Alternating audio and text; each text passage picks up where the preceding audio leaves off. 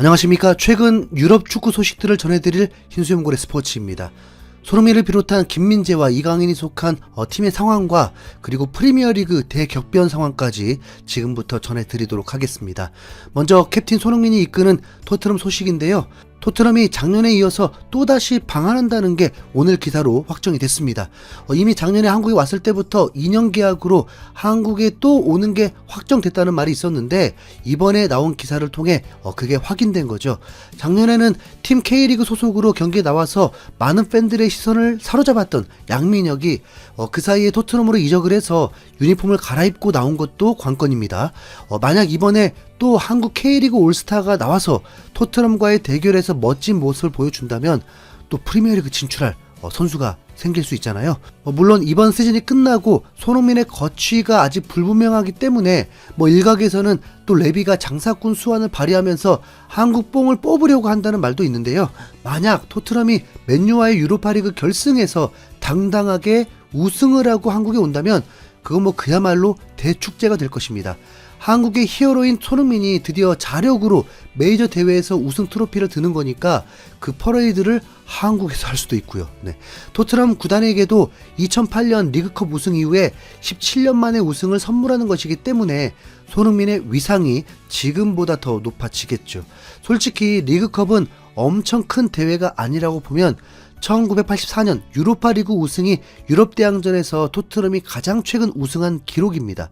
이때를 기준으로는 무려 41년 만에 우승이니까 토트넘 현지 팬들은 더욱 간절할 겁니다. 물론 지금도 토트넘 선수들 중에 최고참이고 힘든 상황에서 주장까지 맡아 이끌고 있으면서 현지에서는 살아있는 전설로 불리고 있지만 손흥민이 유로파리그 우승컵까지 든 이후에는 그야말로 언터처블의 영역으로 갈 수 있거든요. 객관적인 득점 기록은 케인을 넘기 힘들지만 유로파 우승이라는 업적을 이뤄내게 되면 오히려 손흥민의 위상이 케인을 추월하게 되죠. 잉글랜드의 캡틴이자 토트넘 유스 출신으로 프리미어리그 역대 득점 2위 케인조차도 토트넘 우승시키는 걸 포기했기 때문인데요.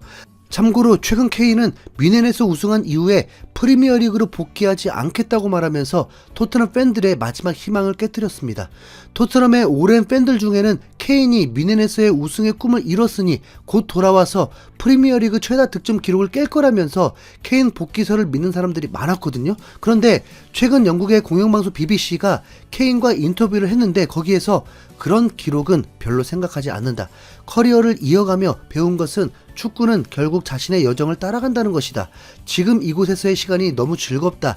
다른 곳을 생각하지 않는다라면서 프리미어리그 복귀설을 일축한 겁니다. 그러면서 뮌헨에서 더 많은 우승컵을 들면서 행복 축구를 하겠다고 밝혔는데요. 그렇기에 손흥민이 유로파 우승컵을 들게 되면 무조건 손흥민의 평가가 케인보다 높아지죠. 솔직히 올 시즌 토트넘 성적이 역대 최악이고 엔지 감독의 전술도 한계가 있는 건 맞지만 그건 결승 상대인 맨유도 마찬가지입니다. 유로파리그 결승전이라는 높은 무대가 서로에게는 정말 모든 게 걸린 단두대 매치라서 토트넘 우승이 정말 더 절실하죠. 그런데 최근 유럽의 상황을 보면 무관의 저주가 많이 깨지는 모습입니다. 앞서 언급했던 케인도 뮌헨에서 드디어 무관의 저주를 깨고 분데스리가 우승을 했고 또 최근에는 크리스탈 팰리스가 164년 만에 최초로 메이저 대회 우승을 하면서 꿈에 그리던 트로피를 들게 됐거든요. 그것도 상대는 프리미어리그에서 4시즌 연속 우승했던 최강팀 맨시티였기에 팰리스 팬들은 더더욱 감격을 받을 수밖에 없습니다. 창단 이후 아예 최초라고 하니까 어쩌면 토트넘보다도 더 간절했을 우승인데 정말 크리스탈 팰리스의 오랜 팬분들이 있다면 말 그대로 성불을 했을 것 같습니다. 게다가 FA컵에서 우승하면 주어지는 유로파리그 티켓도 있기에 크리스탈 팰리스는 리그 12위에 그쳤지만 유럽대항전까지 나가면서 다음 시즌에도 또 우승을 노릴 수 있죠. 이번에는 국내 컵대회가 아니라 국제적인 유럽대항전 트로피가 되는 거고요. 토트넘과 붙는 걸 보니까 진짜 만만한 팀은 절대 아니었습니다. 이번에는 토트넘이 유로파 우승을 하면서 오랜 무관의 서름을 깨뜨리고 내년에는 크리스탈 팰리스가 또 창단 이후에 최초 유럽대항전 우승까지 하게 되면 정말 완벽한 스토리로 이어지는 거잖아요.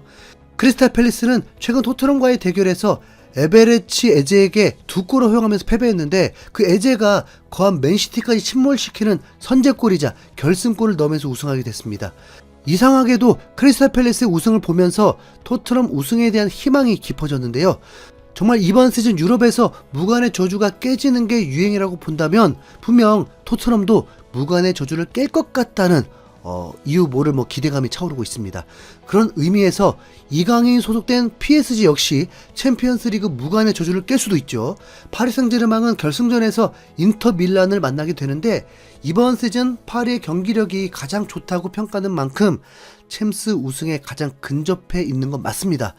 문제는 파리 생제르맹을 그리 응원하고 싶지가 않아졌습니다. 팀이 이강인을 외면해버리고 이강인도 팀을 외면한 상황이니까요.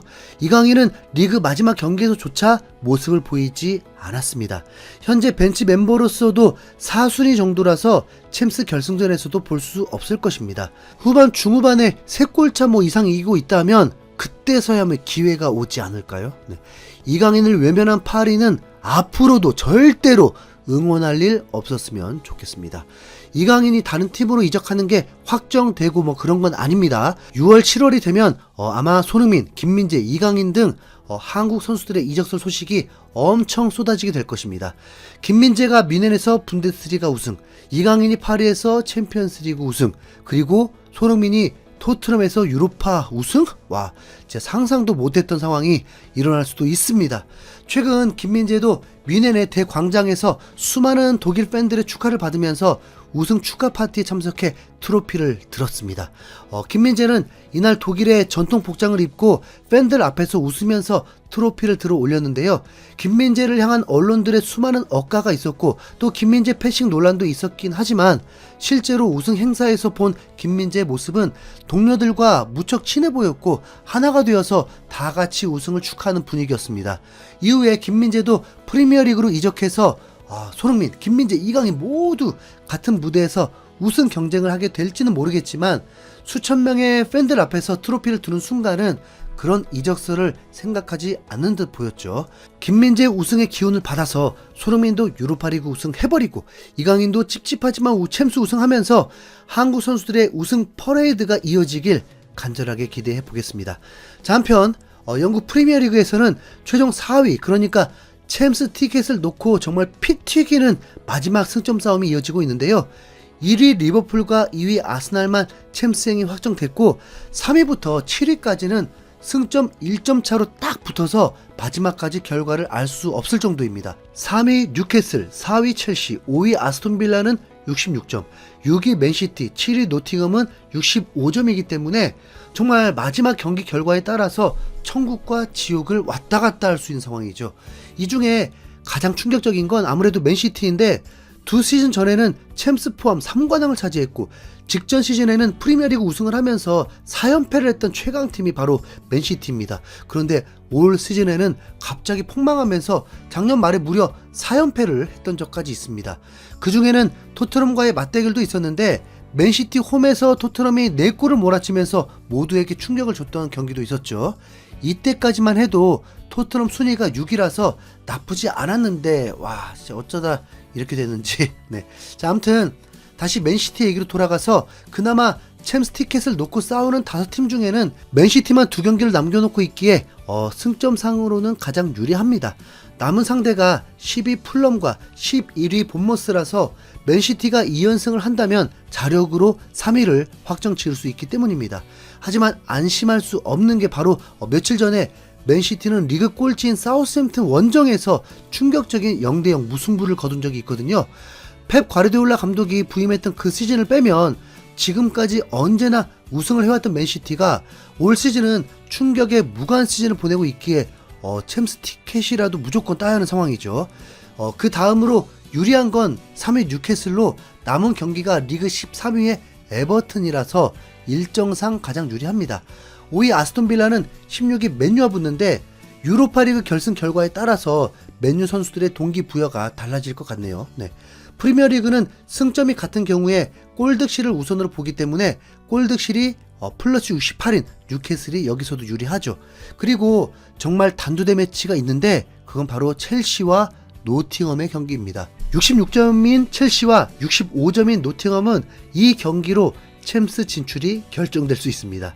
물론 노팅엄은 완전 자력으로 가능한 건 아니고 뉴캐슬과 아스톤빌라가 모두 패배하면서 노팅엄이 이겨야만 가능하긴 합니다. 어쨌든 5팀 모두 무조건 승리를 해야만 챔스에 갈 수 있기에 막판까지 진짜 정말 피 튀기는 혈전이 예상되는 상황인데요. 무엇보다 가장 중요한 건 손흥민의 우승이니까 모두가 한마음으로 응원하면 좋겠습니다. 자, 댓글로 손흥민 우승 기원 댓글 부탁드립니다. 이상 흰수염고래였습니다. 감사합니다.